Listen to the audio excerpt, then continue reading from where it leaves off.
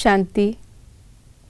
आज 14 सितंबर 2022 है। जैसे कल हमने अव्यक्त इशारों में जाना था कि कैसे रावण हमें शोक वाटिका में बिठा देता है अगर हम उसको नहीं पहचान पाते और उसको आने देते हैं तो। और आज बाबा ने साकार मुरली में हमें ये बताया कि कैसे हम इस रावण को भगा सकते हैं, भूतों को भगा सकते हैं और हमेशा के लिए शोक वाटिका से मुक्त हो सकते हैं, जय जयकार हो सकती है। तो इसी विषय पर आइए जानते हैं आज के बाबा के अव्यक्त इशारे। माया जीत बनने का बहुत सहज साधन है, सदा बाप के साथ रहो। साथ रहना अर्थात मर्यादाओं की लकीर के अंदर रहना। इससे एक एक विकार के पीछे विजयी बनने की मेहनत करने से छूट जाएंगे। जब बीज रूप बाप की याद से विकारों के बीज को खत्म कर देंगे तो बार बार मेहनत नहीं करनी पड़ेगी। बीज रूप को साथ रखो तो यह माया का बीज ऐसे भस्म हो जाएगा जो फिर कभी भी उस बीज के अंश भी नहीं निकल सकता।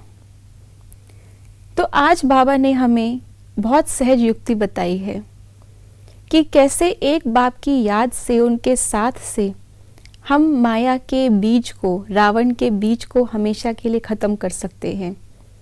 जैसे भक्ति मार्ग में भी यादगार है कि रावण का एक एक सिर काटते थे तो रावण नहीं मर सकता था। आज हमने क्रोध के सिर को काटा, लेकिन अहंकार अभी भी है, तो कल को यही अहंकार क्रोध का रूप ले लेगा। घर में अगर एक ने, मान लीजिए पुरुष ने क्रोध को त्याग दिया लेकिन स्त्री में अभी भी है, तो उस स्त्री का क्रोध, उसमें भी क्रोध, पुरुष में भी क्रोध उत्पन्न कर देगा। तो ऐसे ही करते करते हम मेहनत करते करते थक गए थे और हमें लगा था शायद ऐसे ही दुनिया चलनी है, इसका कोई विकल्प नहीं है। लेकिन बाबा ने आकर के हमें युक्ति बताई कि इस बीज को ही खत्म कर दो। इसीलिए यादगार में दिखाया कि नाभि में तीर मारने से रावण मरता है।